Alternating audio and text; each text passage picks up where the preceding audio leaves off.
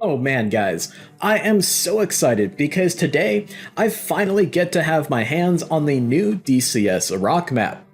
Now, this map released yesterday along with a new DCS update, and it was definitely a surprise release for me. And as I ran to my home cockpit to jump on and make a video for you guys about this new map, everything that could have possibly gone wrong with my PC did.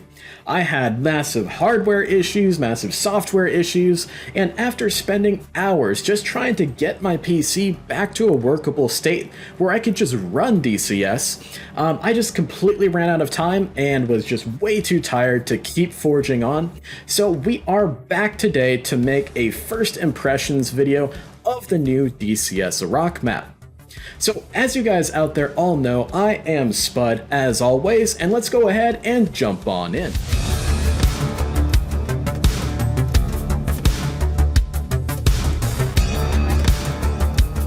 Alright guys, to get started here, I just want to say I am so excited for the Iraq map because Iraq is the site of so many epic, interesting, and historically significant air battles over the years, such as the Iran-Iraq War, Operation Desert Storm, Operation Desert Fox, all of the Southern Watch operations, Northern Watch operations, of course the 2003 invasion of Iraq and Operation Iraqi Freedom, and the continued basically global war on terror, and then of course, you know, the invasion of ISIS and the repulsion of ISIS. It's just an absolutely critical place to have in a simulator that purports to simulate Cold War and modern jet military aircraft, of course. So I think that's why people have been waiting for, wanting, and are so excited about the Iraq map. So on early access release here, the initial release, we basically have most of northern Iraq from Baghdad in the south up to Kurdistan in the north modeled. Now, like the Afghanistan map, the DCS Iraq map is split into multiple parts that you can pick and choose, or you can decide to buy the entire map overall. Now, this is an interesting idea that I'm going to talk about more in a separate video because it's caused some controversy out there, and we'll leave that to a separate day here. So to start off with, we're going to give you guys kind of a pilot's eye view of the map, and we'll fly through the map a little bit, both from the rotary wing and fixed wing perspective, and then we'll wrap it up at the end with a discussion as to whether or not I think this map is worth your hard-earned dollars, and whether or not you're just going to have fun with this map overall. So to start off with, we're going to fly our AH-64D Apache, my favorite rotary wing aircraft in DCS. From the northern suburbs right on down the Tigris River through central Baghdad. We'll take a look at the green zone right here at this bend in the Tigris River. We'll come around the horseshoe curve of the river, and we'll finish up at Al Salam Air Base. This should take about 10 minutes or so to complete this flight. And of course, there'll be timestamps in the video description, so you can skip around the video as you see fit. Then, once we're done with that, and we're done taking a look up close at the kind of landmarks of Baghdad, we're going to zoom on out. We'll head up north to Kurdistan here, and we'll jump into my favorite fixed-wing aircraft, the F-4E Phantom II, and we'll take a little jaunt around northern Iraq in Kurdistan here, and finish up at Erbil International Airport, and then we'll jump into our discussion as to whether or not this map is worth it. So with that out of the way, let's go ahead and hop in the cockpit and get started here. Hit fly. Yes, we're going to save those changes, and we'll hit start. Now, this is my very first time ever actually flying on the new DCS Iraq map, so this is all fresh to me, and I've really tried to avoid looking at any other reviews or chat about the map in the DCS community, so that all these views are fresh and are definitely my own. Alright, things are loading up. Wow, things loaded up really fast for a DCS map. Usually I'm looking at the ocean that underlies every DCS map for about 30 seconds or so as different assets load in. So that was very, very quick for me. So that's very interesting. Just gonna adjust my home cockpit here, make sure my chair is good to go. I can reach my anti-torque pedals. And reset track IR here, and we'll go ahead and hit fly. So we'll make sure that our thrust levers are in fly, they are good to go. And just looking around here from ground level, we can see that things definitely look like the Fertile Crescent, and they look like Iraq. The area between the Tigris and Euphrates rivers are definitely noted for having very large palm groves, like we have off of our left-hand side here. You'll see these featured a lot in, say, combat footage or newsreels from, Operation Iraqi Freedom, as well as definitely displayed very well in series like Generation Kill. So, with that out of the way, let's go ahead and lift on off. The Tigris should be right off of our right-hand side here, and we'll follow her on down south towards the green zone. Alright, we're just going to slowly pick up our collective here. I always tell people, just go painfully slowly on that collective, and just give the helicopter what she needs on the cyclic and the pedals. Little bit of hit the trimmer there, and we're just starting to lift off a little bit. Just give the helicopter what she needs. Kind of taking off kind of sideways to the wind a little bit there. Oop, there we go. And we are up and off. We're a little bit heavy. I probably should have reduced our fuel load a little bit, but that's okay.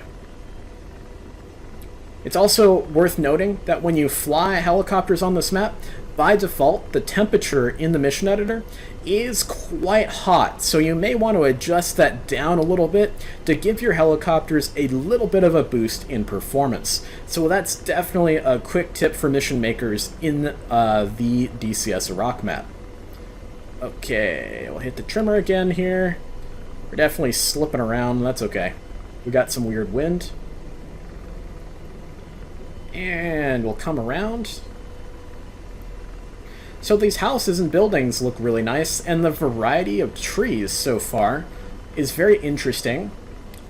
And interestingly to me, this is something that's always bothered me about DCS maps, is the trees don't look too massive. I find that the trees in DCS maps always look too big in comparison to things like buildings, aircraft, helicopters, power lines, things of that nature. That's something that really bugs me about the Syria map, and this seems to be a lot better from that perspective, but it's definitely a bit of a trend I still see.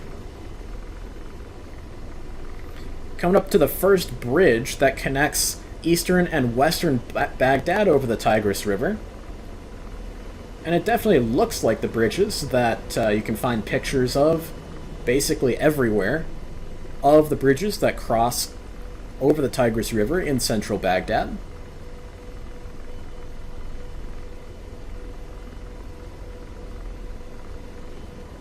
One thing that Eagle Dynamics did tell us content creators when it came to the map is the fact that the map is based off of satellite imagery, and ED's new art style for maps is really to use as much satellite imagery as possible, and down low, that can kind of manifest with a little bit of mottled and kind of maybe blurriness on the ground here,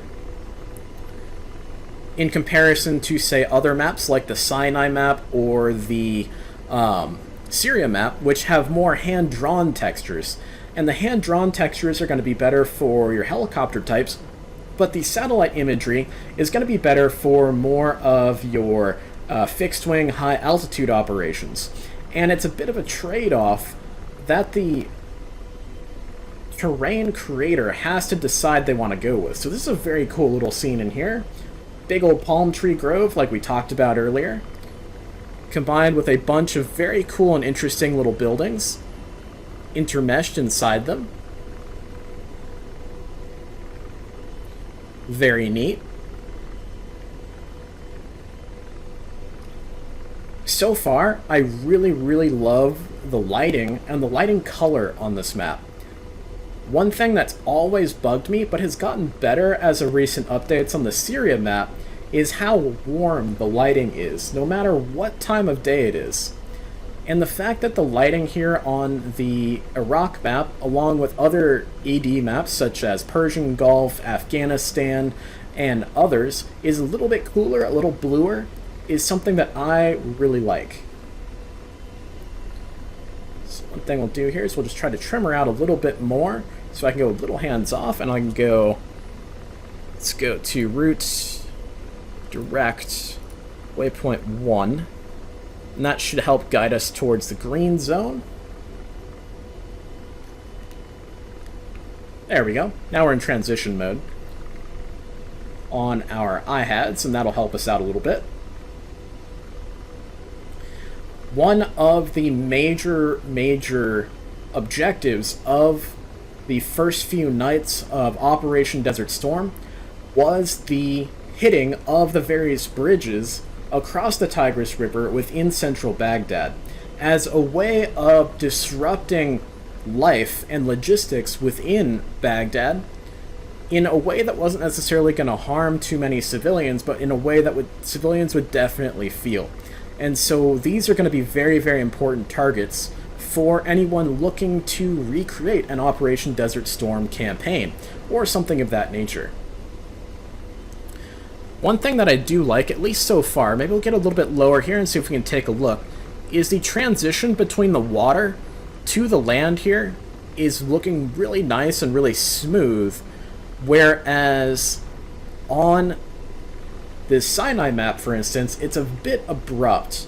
It's definitely gotten better as of the last few updates, but at least on initial release, the transition between land and water on Sinai was pretty rough.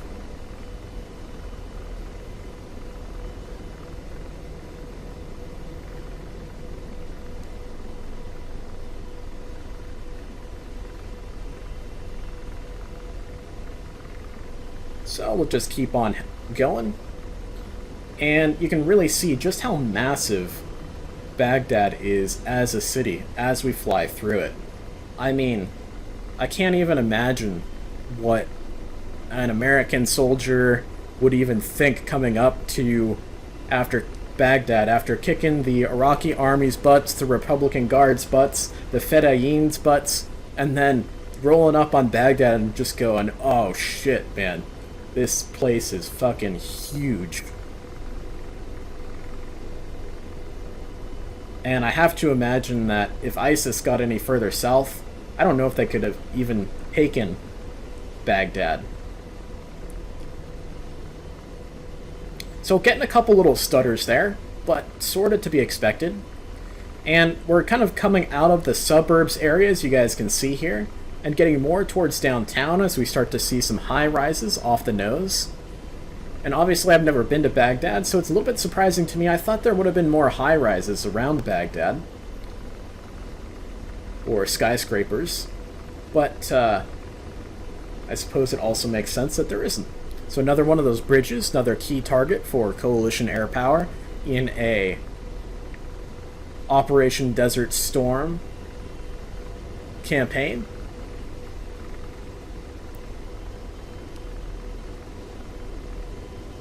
Still flying along here, looking good.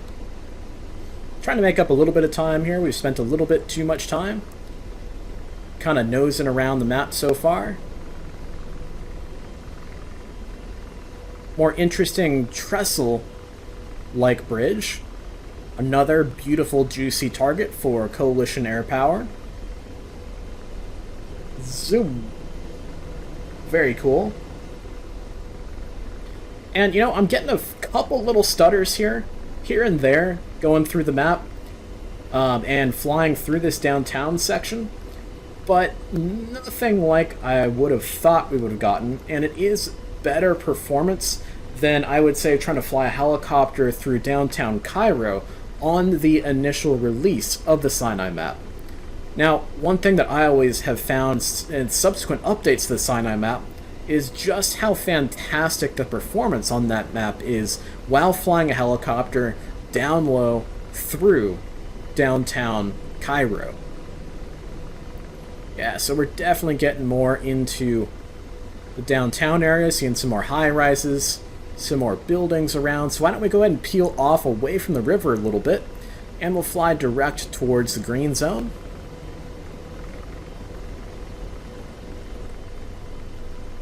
These buildings all look so nice, really great.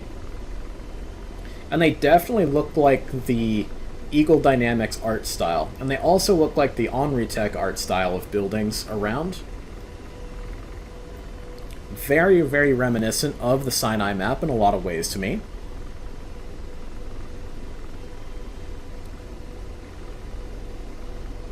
Alright, so we should be coming up on the green zone here. Let's see if we can find the cross swords.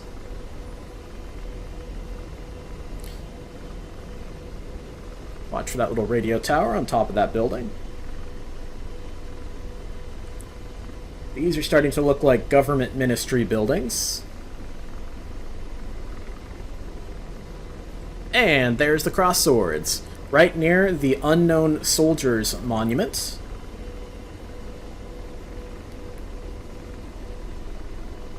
Haha, that's very cool to see. Let's go ahead and take a look.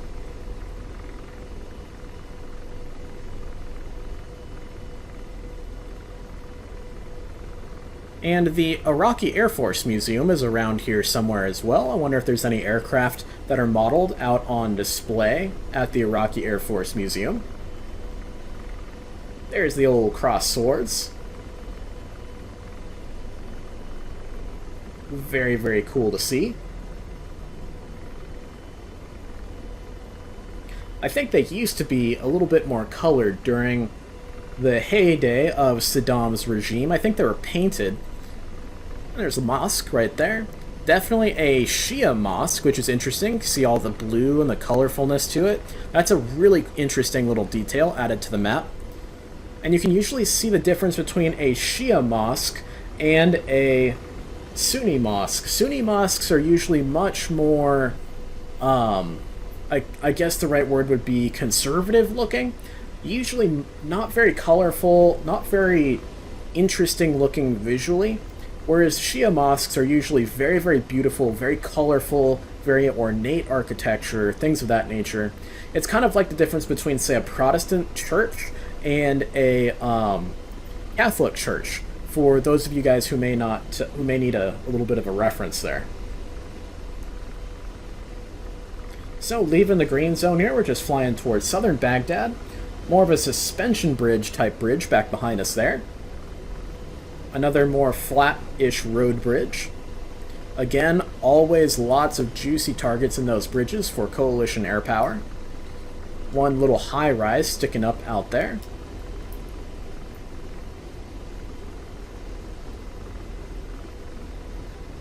Alright, coming around.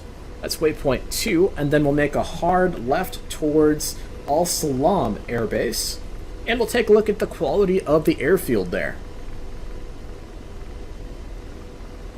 So as we're down low, the satellite textures, they look okay. I do wish that maybe they'd do a little bit of a hand texturing down low, and maybe of a texturing up high that's more satellite based. But I suppose we'd get into territory where things are going to get massive, and it's probably double the size of the map, because then you'd have to double the number of terrain tiles that are out there.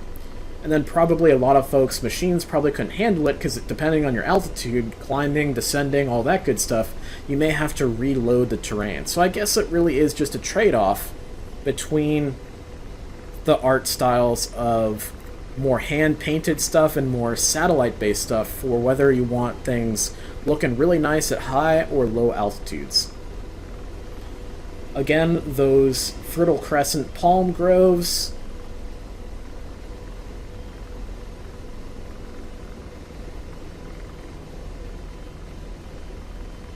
Flying over these low-lying neighborhoods. Probably full of bad guys who want to shoot me down.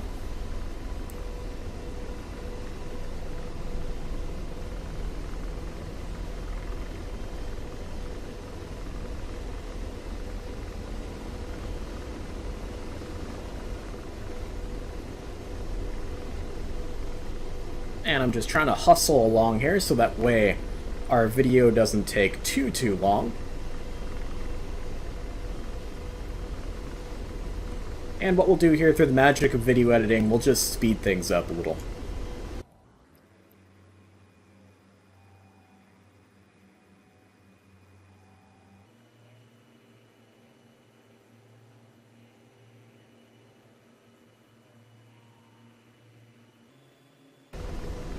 Alrighty guys, we are now coming up on Al Salam Air Base. We can see the control tower there. Let's take a look at the scene of the control tower. Lots of little equipment and stuff. We've got a VOR system that is set up out in front, bit of a bunker next to the control tower. Looking pretty good. Slow the helicopter down a little bit.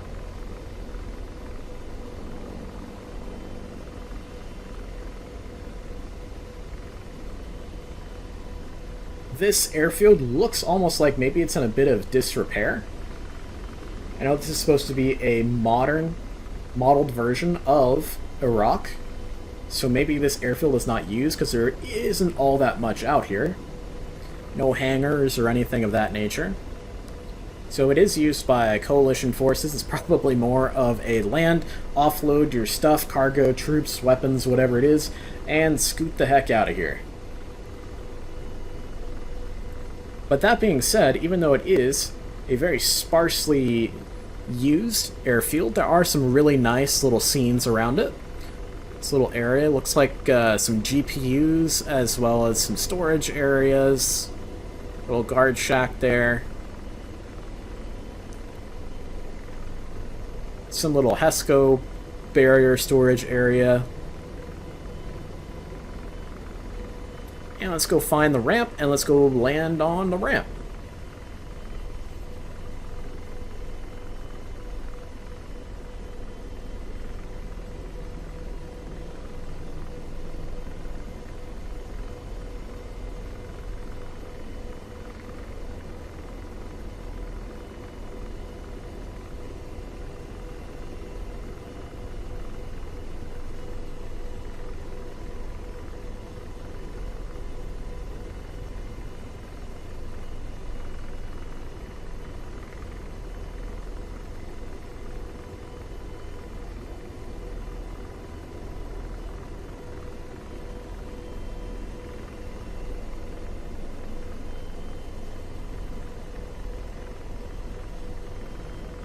So the good thing is, if you did want to, say, spruce this airfield up a bit, add some new little scenes and things, and add some life to the ramp, you definitely could, using all of the new additions, such as all the little HESCO barriers, tents, shade structures, all that good stuff, to make this more of an alive airbase if, say, you want to put fighters and helicopters staged at this airbase for any kind of a mission that you want to run.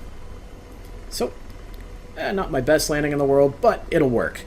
So let's go ahead and hop on over to our F4E flight that we have set up, and let's go fly around Kurdistan a little bit and take a look at the mountains.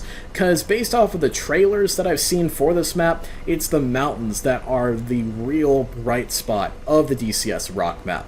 So I'm going to switch over to my F4E Phantom 2 stick, and we'll get ready to go.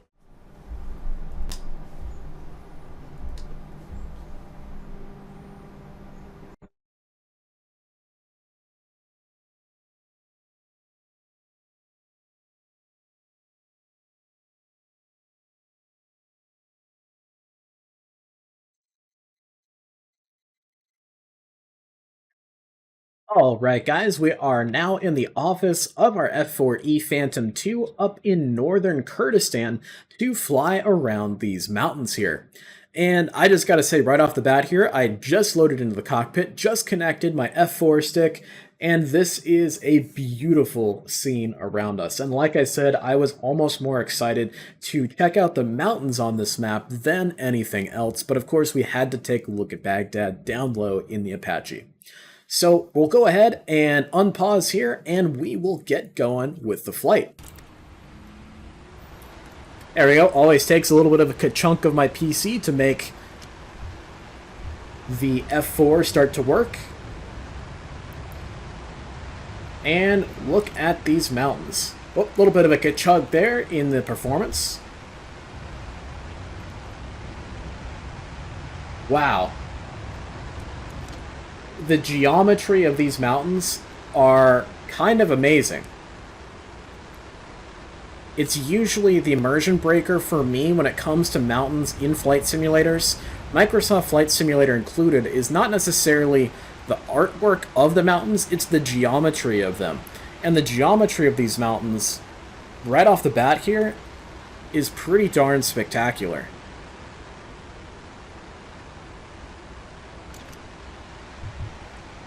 And we got ourselves, what is this airfield? Sulamayan Airfield? I just totally butchered that name.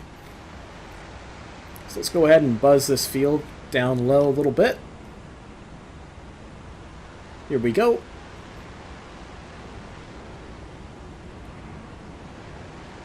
Zoom. Wow.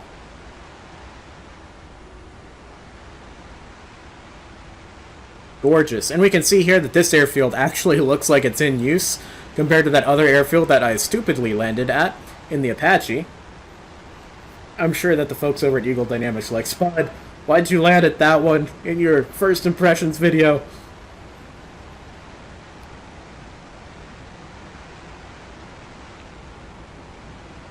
So we're kind of heading out of the mountains a little bit here on our little tour through the map. And then I think we will end back in the mountains based off of our flight plan. So let's take a look here. Yeah, so we got a couple little ridges to cross. We're going to come down to Kirkuk and then back off to Erbil. And Erbil is right at the base of the mountain range. Now, the mountain range that runs through most of western Iran on the border of Iraq is called the Zagros Mountains. Now, I don't know if these mountains here around Bashur Airport and Erbil International are actually part of the Zagros Mountains or if they have a different name to them. However, if you are a skiing fan or snowboarding fan or just a winter sports fan in general, Warren Miller, the epic ski and snowboard photographer and videographer, did an absolutely amazing video on skiing in the Zagros Mountains in Iran. And skiing is a pastime that the Iranians really love. Very interesting little tidbit there. So just this scene right here with the low sun, long shadows, and the cloud layer just makes these mountains look absolutely epic. Absolutely beautiful. I dare say that this map looks better, in my opinion, than the Afghanistan map.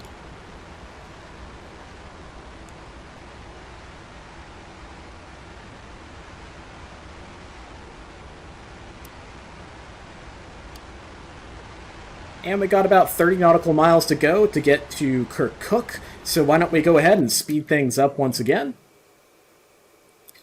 So that way you guys aren't waiting too long. Come down to 20 nautical miles. Still looking out. Things, of course, getting much, much flatter, but the terrain still looks very beautiful. And we can start to see Kirkuk out there on the nose. So let's slow it back down.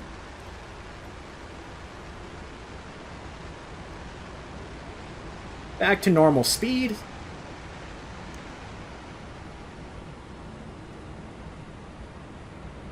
And the city of Kirkuk, along with its airfield.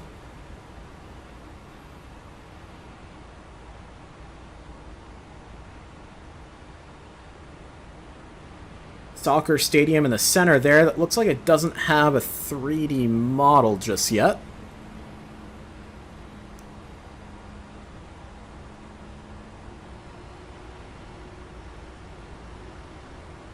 And here is Kirkuk Airfield.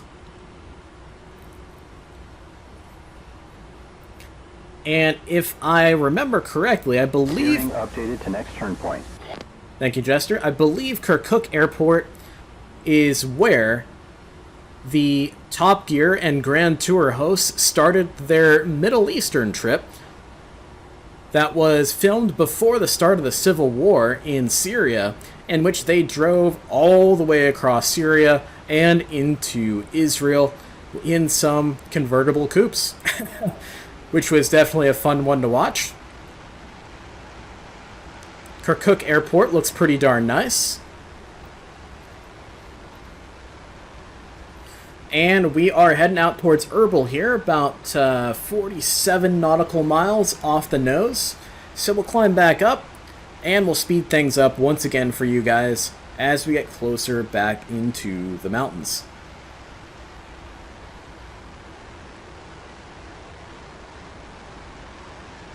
There's another airfield there. That looks to be more of a military airfield. K1 base, yep.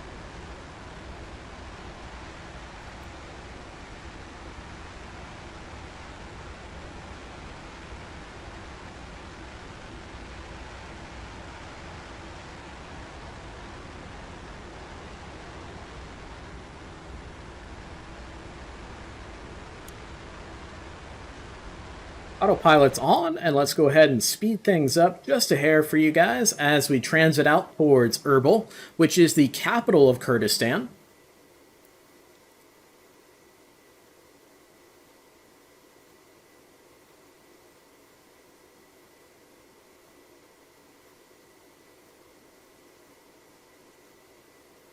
And we can see as we fly out towards Erbil here, the terrain is starting to get a little bit more mountainous. And like I said earlier, I can't get over the geometry of these mountains. The geometry of them looks absolutely amazing. Alright. And we are now over Erbil, the capital of Kurdistan.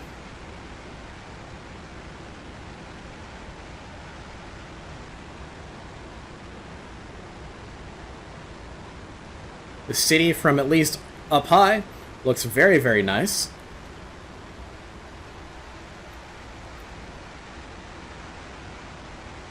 And like a lot of Middle Eastern cities, we can see that Erbil is a lot of concentric rings. Roads that come off from a central point and basically like spokes on a wheel, and a large highway that rings the outside of the city.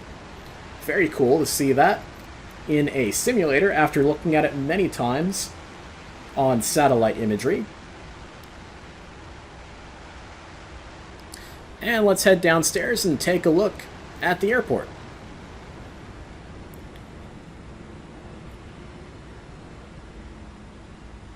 For those of you guys who don't know what Kurdistan is essentially a semi-autonomous region of northern Iraq where the main ethnic population is Kurds. Now, they are basically a stateless people who are relatively highly oppressed, much like the Jews were coming out of the Second World War. And Kurdistan has kind of been an autonomous region for a while, ever since, well, really the end of the 1991 Gulf War, and especially with the protection of Operation Northern Watch by coalition forces, and has really become almost like a homeland for the Kurdish people. Now, the problem is this area of Kurdistan, the area where the Kurds are from, extends not just through northern Iraq, but also into northern Syria, southern Turkey, and northwest Iran as well. And it's usually the area in Syria, Turkey, and Iran that causes most of the violence these days here in 2024 against the ethnic minority and ethnic population of the Kurds. So, really interesting stuff here. And the city looks really, really nice. However, I will say it does look like there are a few different 3D models of things like soccer stadiums that might still be missing. I'm not going to fault ED too much for that, because of course it is early access, and is an early access product. So let's go ahead and open up the F10 map here and kind of go over whether or not I think this map is going to be worth your hard-earned dollars. So right off the bat here, guys, I want to say that this map is, at least in my limited experience so far, a much better map than the DCS Afghanistan map. And if you're looking to choose between Afghanistan and Iraq, I would go for Iraq personally. Again, I do think that ED kind of maybe released the wrong area of the map to start off with, in terms of the core folks who want to buy maps in DCS. In my estimate, I think that they should have released the southern half of Iraq first and have, the bases in Qatar and Bahrain and Saudi Arabia populated, so that way right off the bat people could use their, modern jets and helicopters in DCS to start to simulate the initial invasion of Iraq in 2003 and Operation Desert Storm. So that's my only complaint, and in the Afghanistan map, I kind of think they gave the wrong region to start off with as well. I would have wanted the area around Kabul in Afghanistan first. But that's neither here nor there, because we still have a bunch of gameplay options available to us north of Baghdad. You could simulate Operation Southern Watch. You could simulate and fly your Apache around a ton against ISIS forces around Tikrit and Mosul and things of that nature, and support Kurdish militias, things of that nature. And of course, we'll tackle the whole idea of splitting maps into multiple parts in a separate video here, because I know a lot of you guys are really passionate about that topic. My number one criticism of the map is the fact that ED has said that they are not going to add any cities or bases in Iran here. Now, that's something that is definitely a bummer, and I do hope that Eagle Dynamics does reconsider down the line, because the Iran-Iraq war is absolutely perfect and a perfect playground for the aircraft we have in DCS, such as the F-5E Tiger II, the F-14A Tomcat, the F-4E Phantom II, the UH-1 Huey, the Mi-24, and a bunch of the Red Air aircraft that are being developed by many third parties out there. Not to mention the fact that like 90% of the action that occurred during the Iran-Iraq War occurred in this area between Quebec Alpha and Victor Papa. This area right here is where like 90% of the ground action of the war took place, and the fact that we have Kark Island modeled right here on the map. This is where like 80% of the air battles of the Iran-Iraq War took place, was over this little island right here, where the vast majority of Iran's oil terminals are housed. So again, that's enough with the criticisms here. I do think that this is a fantastic map that people are going to have a ton of fun with. The mountains are absolutely gorgeous, the best mountains in any DCS world map, and once they add the southern half of this map, it's going to be absolutely fantastic, and I think it will be a fan favorite.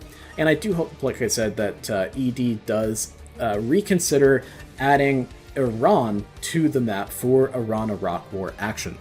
So thanks for watching, guys. I hope you guys enjoyed the video. I hope this guy kind of illuminates what's available in this map and whether or not you should buy it. So please fly safe out there and enjoy this beautiful game, and enjoy the beautiful mountains of the Northern Iraq map. We'll see you in the next one, guys.